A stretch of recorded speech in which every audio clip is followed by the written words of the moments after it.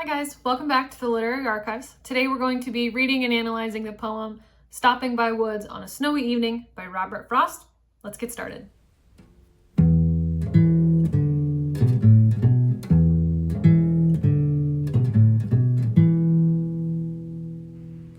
Stopping by Woods on a Snowy Evening by Robert Frost.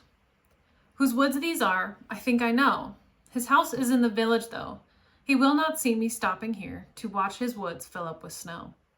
My little horse must think it queer to stop without a farmhouse near, between the woods and frozen lake, the darkest evening of the year.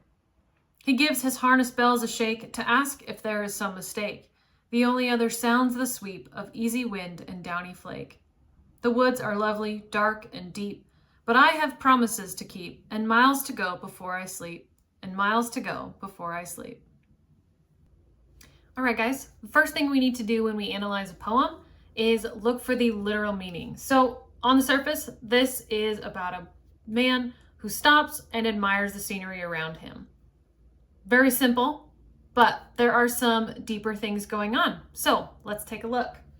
First thing I want to point out is the rhyme scheme. So the rhyme scheme begins with A, B, A. No, though, and snow all rhyme. That B line, my third line in the first stanza, becomes the rhyme of the second stanza. So then we have B, B, C, and B. So queer, near, and year all rhyme. Lake is the outlier, but it becomes the rhyme scheme for stanza 3. C, C, D, C, and D, D, D, D. So stanza 4 deviates because we have that repetition of the last two lines, and miles to go before I sleep. So we have a repetition, we have a rhyme scheme. That third line becomes the rhyming pattern that starts the next stanza. The next thing I want to point out is this line right here, the darkest evening of the year. This becomes an allusion to the solstice, specifically the winter solstice. Okay, which is the longest night of the year, shortest day. So we can envision that our traveler is on a long journey, longest night of the year. So he's going to encounter more night, less day, might impede his travels a little bit. Another thing I want to point out, but not spend too much time on, is the little quips that he has for the horse. So in these first two lines right here and these first two lines right here, in the second and third stanza, Robert Frost gives personality to the horse. So the horse is kind of questioning why he stopped. It's uncharacteristic. And that adds just a little bit of humor to this poem. The other thing I want to point out is this sensory imagery in the end of the third stanza. So this imagery is sensory because it's giving me the sound of the snow. So the easy wind and the downy flake. It's describing the snow falling and the gentle breeze that's kind of coasting along this landscape. In my mind, this is a very beautiful and soft way to describe the snow. So downy flake makes me think big fluffy snowflakes, softly falling, the sweeping of the easy wind. That's a very gentle picture of winter. If we jump to the last line, or the last stanza, sorry, the first line, the woods are lovely, dark and deep. This paints a very different picture. So this is a much darker representation of winter. We have the deep woods, the darkness of night, probably the longest night of the year. And so to me, these four lines kind of show a contrast between the light and the dark of winter.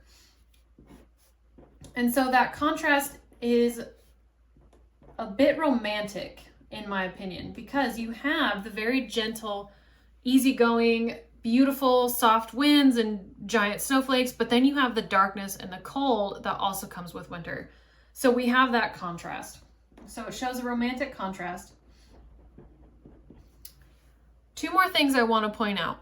One thing that's important to notice when you are annotating poems is the shift within a poem. So I did mention the little quips with the horse, but the biggest shift comes between stanza 3 and stanza 4.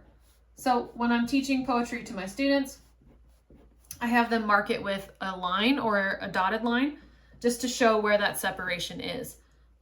Above my line, my first 3 stanzas are the man admiring kind of the scenery and what's going on around him. That shifts, and in stanza 4, we have the continuation of his journey. So he admits in line 1, the woods are lovely, dark, and deep, but I have promises to keep and miles to go before I sleep.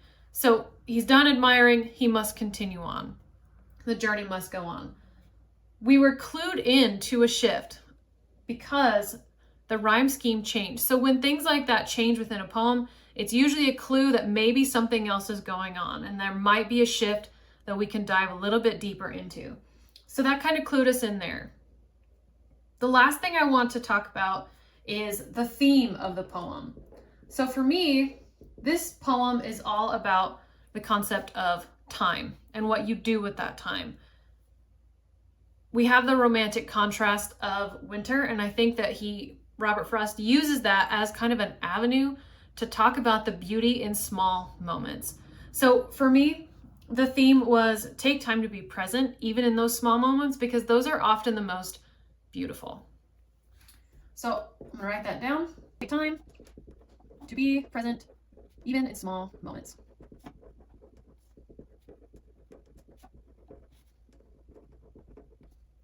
For they are most beautiful.